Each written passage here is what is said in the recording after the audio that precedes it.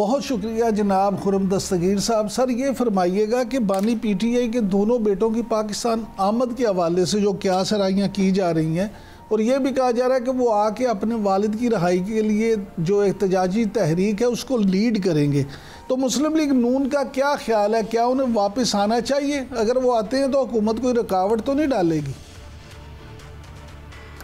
शुक्रिया इमरान साहब। इसमें दो बातें हैं जी। एक तो उनके वालिद से अगर वो मिलना चाहते हैं तो इंसानी हमदर्दी और उनके रिश्ते की बुनियाद पर हुकूमत जरूर फैसिलिटेट करेगी कि वो आकर आए और मिले अपने वालिद से। लेकिन जहां तक सियासी सरगर्मी को लीड करने का ताल्लुक है, वहां पर हुकूमत और पाकिस्तान का जो आइन है वो ऑपरेट करेगा कि क्या गैर मुल्की, जो कि दोनों बेटे गैर मुल्की शहरी हैं, उनके पास पाकिस्तान की शहरियत नहीं है, तो क्या उनको एक गैर मुल्की होने के नाते पाकिस्तान की सियासत में हिस्सा लेने की इजाजत है? कानूनी तौर पर आम तौर पर नहीं होती। जो गैर मुल्की लोग हैं वो अमली सियासत में किसी भी दूसरे मुल्क में जाकर हिस्सा नहीं लेते, बल्कि आपको मालूम है कि बहुत सारे पाकिस्तानियों को हमारी खलीजी रियासतों से, यूरोप से भी बल्कि डिपोर्ट किया गया इस बुनियाद पे कि वो सियासी सरगर्मी में हिस्सा ले रहे थे। यहाँ तक कि जो मुख्तलिफ सोशल मीडिया की पोस्ट करने पर भी हमारे कुछ शहरियों को डिपोर्ट किया गया। तो लिहाजा जो सियासत में हिस्सा लेने वो एक अलग सब्जेक्ट है। अगर वो अपने वालिद से आकर मुलाकात करते हैं तो उसमें किसी को भी मेरे तो ख्याल में एतराज नहीं होना चाहिए। हाँ साहब, ये फरमाइएगा कि इमरान खान साहब की जो साबका अहलिया हैं जमाइमा गोल्डस्मिथ, उनका ये कहना है कि उनके दोनों बेटे कासिम खान और सुलेमान खान को पाकिस्तान आने पर गिरफ्तार करने की धमकियां दी जा रही हैं। क्या वाकई ही हुकूमत की तरफ से कोई ऐसी धमकियां दी जा रही हैं या ये सिर्फ ऐसे बातें ही हैं? जी ये बिल्कुल गलत है, कोई धमकी नहीं है। लेकिन आपको मालूम है और आप मुझसे बहुत बेहतर इमरान साहब जानते हैं कि 21वीं सदी के सोशल मीडिया में तो एक मुस्तकिल अफवाहों की हांडी चढ़ी हुई है कि वो जनाब उसमें से पक पक के अफवाहें निकल रही हैं। तो लिहाजा वहां फिर जो अफवाह की बुनियाद पे हम सब बयानात दे देते हैं क्योंकि दुरुस्त नहीं है। जैसा मैंने कहा, अगर वो आते हैं उनको पाकिस्तान आने का हक है, वीजा लेकर आए और जो कानूनी तरीका है जो बाकी पीटीआई के लोग इख्तियार को, वो दरख्वास्त दें, उनकी मुलाकात होगी। लेकिन अगर वो सियासी सरगर्मी में हिस्सा लेते हैं एक ऐसी जमात के लिए जिसके रिकॉर्ड पर 9 मई 2023 भी है, जिसके रिकॉर्ड पर 26 नवंबर 2024 भी है कि उन्होंने सरकारी इमलाक को आग लगाई, उस जमात ने उससे जानवरों को आग लगाई, जिना हाउस लाहौर को आग लगाई, शहीदों की बेहरमती की। 26 नवंबर को 5 रेंजर्स के जवान शहीद हुए, एक पुलिसमैन शहीद हुआ। तो जहां तशद्दुद का इतना रिकॉर्ड हो तो उनको खुद भी इस पर समझना चाहिए कि वो आए, अपने वालिद से मुलाकात करनी है जरूर करें और फिर जो है पुरअमन तौर पर पाकिस्तान में रहें, अगर रहना चाहते हैं फिर वापस जाएं। लेकिन सियासी सरगर्मी जो है वो एक ऐसा सब्जेक्ट है जिस पर पूरी दुनिया के आइन और कानून में सेंसिटिविटी है कि दूसरे ममालिक के शहरी जो हैं उसमें हिस्सा ना लें। हाँ सब कुछ जो हुकूमती अहदेदारान है उनका ये भी कहना है कि सारी ज़िंदगी तो मौरूसी सियासत को बुरा भला कहा है पीटीआई के लीडरशिप ने, तो अब अगर उनके बच्चे आते हैं और यहाँ उनके लिए तहरीक चलाते हैं तो क्या ये मौरूसी सियासत नहीं है? जो चाहो सो आप करो, हमको अबस बदनाम किया। रान साहब ये तो आपने देख ही लिया है कि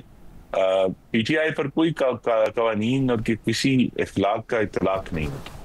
वो जो चाहे उनका हुस्न करिश्मा साज करे, वो जो जब चाहे यू टर्न, आपको मालूम है कितनी बड़ी उनकी एक रिकॉर्ड है। तो वो मरूसी सियासत भी एक ईंधन है उस इक्तदार की हवस का ना। तो लिहाजा अब जबकि उनके तमाम जो तसादुम का, तनाव का, टकराव की सियासत नाकाम हो गई है और उन्होंने तमाम जो जमहूरी पार्लिमानी रस्ते थे मुज़ाकरात के, बैठकर बात करने के, वो भी बंद कर दिए हैं। तो अब ये उनका एक लेटेस्ट टैक्टिक है कि वो अब बानी चेयरमैन के बेटों को भी इसमें शामिल करना चाहते हैं। तो वो उनकी मौरूसी सियासत का भी इशू है और दरअसल उनका जो अमूमी तरीका सियासत है उसकी नाकामी है कि अब उनको बेटों को बुलाकर जो है कहते हैं कि हालांकि बैरिस्टर अली जफर ने मुझे जो अभी तक हमें मालूम हुआ है, उन्होंने यही कहा है कि वो आएंगे, मुलाकात करेंगे और वापस चले जाएंगे, और बेहतर तरीका यही है, कानून भी यही कहता है। अच्छा हाँ साहब, ये फरमाइएगा कि जैसे आपने कहा कि सोशल मीडिया पे तूफ़ान बदतमीज़ी है अफवाहों का, तो एक अफवाह और बड़ी गर्म है कि जी सदर मुमलिकत आसिफ अली जरदारी साहब कहीं जा रहे हैं और फील्ड मार्शल हैं जो उनको शायद सदर बनाया जा रहा है। हालांकि वज़ीर दाखिला मोहसिन नकवी साहब ने तो इसकी तरदीद भी की है और कहा कि सदर से इस्तीफ़ा लेने या आर्मी चीफ को सदर बनाने की कोई तजवीज़ ज़ेरे गौर नहीं। ये अफवाहें कौन फैला रहा है और क्यों फैला रहा है? जी मैं तो मुस्लिम लीग नून की तरफ से कह सकता हूँ वाज़ेह तौर पे, ऐसी कोई तजवीज़ जो है ना उसको बोला भी नहीं गया कहीं। सदर जरदारी की ऐवान सदर में मौजूदगी इस हुकूमत की और पाकिस्तान के ये जो बंदोबस्त है और ये जो कोलिशन बनी है, ये इंशाल्लाह अगले इलेक्शन तक चलेगी और इस्तेहकाम के साथ चलेगी। अब ये जो इशू है कि जो लोग ये अफवाहें फैला रहे हैं, और ये सवाल हम सब ने इसका जवाब देना है कि क्या ये सब जो झूठ फैलाने वाले लोग हैं, जो सिर्फ यूट्यूब पर डॉलर कमाने के लिए झूठ फैला रहे हैं, उन पे किस किस्म की ताज़ीरात लगेंगी। अदालत ने एक फैसला दिया कुछ चैनल्स के बारे में, लेकिन असल इशू मेरी नज़र में तो बंद करना नहीं है इन लोगों को। इन लोगों पर जो हद तक इज़्ज़त के कवानीन है या इलेक्ट्रॉनिक मीडिया पे के ऊपर अब काफ़ी कवानीन मौजूद हैं, ऐसे झूठ फैलाने वालों पर कवानीन का इतलाक होना चाहिए, बजाय ये कि उनके चैनल बंद किए जाए। खुर्रम साहब ये फरमाइए कि लोरा लाई में जो सानहा रूनुमा हुआ है, ये कैसे रुकेंगे और क्या आप किस तरह से देखते हैं, क्योंकि आपकी जमात की हुकूमत है बलूचिस्तान में भी, तो आप वज़ीर दिफा भी माजी में रहे हैं, कि मामला को किस तरह से कंट्रोल किया जा सकता है, अमन कैसे कायम होगा? जी इसके दो बड़े वाज़े हम समझते स्ट्रैंड्स हैं, या दो इसके मुख्तलिफ धागे हैं जिनको जोड़कर ये मामला होगा। एक तो जिसके ऊपर ऑफ कोर्स हर रोज गुफ्तगू और सोच विचार होती है हुकूमत में, वो यही है कि इसका जो एक तो अस्करी जो अमल है, यानी जिसे काइनेटिक कहते हैं, कि जी इनको सख्ती से निपटा जाए जहां जहां ये मौजूद हैं। और इसमें नाजरीन को ये भी याद कराना जरूरी है कि हिंदुस्तान पूरी तरह इसमें मुलव्वस है। पाकिस्तान को वो समझते हैं, एक तो पहले भी वो एक कोशिश जारी रखी हुई थी अजीत दोवाल डॉक्ट्रिन के तहत, लेकिन जब से उनको मार्का हक में एक बहुत बड़ी हजीमत हुई है और शिकस्त हुई है, तो वो अब उनके पास शॉर्ट टर्म में यही तरीका है कि वो पाकिस्तान को अदम इस्तेहकाम की तरफ ले जाने के लिए PLA और मुख्तलिफ जो बलूचिस्तान में तंजीमें हैं उनको वो फंड कर रहे हैं। लेकिन तो लिहाजा एक तो तरीका मैंने कह दिया कि जो सख्ती से निपटने का है, दूसरा तरीका जो है वो मेरी तवक्को है कि वज़ीर आज़म अब जबकि बजट से फारिग हो गए हैं, वो इसके ऊपर अब संजीदगी से गुफ्तगू शुरू करेंगे कि बलूचिस्तान में जो सियासी रिकन्सिलिएशन है या कोई तरीक़ेकार सियासी जो पेशरफ्त है, इसका एक चीज वाज़ेह नजर आती है कि वहाँ जल्द अज जल्द जो है वो बल्दियाती इंतखाबात करा दिए जाएं, ताकि वो भी एक टेस्ट होगा पाकिस्तान की गवर्नेंस का। और दूसरा ये है कि इस मामले का हल जो है वो इस्लामाबाद में नहीं है, वो कोयटा में है। कि इस बात को यकीनी बनाया जाए कि इस्लामाबाद से जो वसाइल नेशनल फाइनेंस कमीशन के तहत दिए जाते हैं, उसको यकीनी बनाना है कि वो बलूचिस्तान के मुख्तलिफ इजला तक पहुंचे, वो कोयटा में ही ना मुख्तलिफ लोगों की जेबों में चले। ये एक बहुत बड़ा क्राइसिस है। तो हमें इसी और इसमें जो तीसरी कोशिश है वो भी इसका हिस्सा ही है, उस पर भी हुकूमत अपना काम कर रही है कि अफगानिस्तान की तरफ से जो दरअंदाजी होती है इस दहशतगर्दी में, वो भी एक इशू है।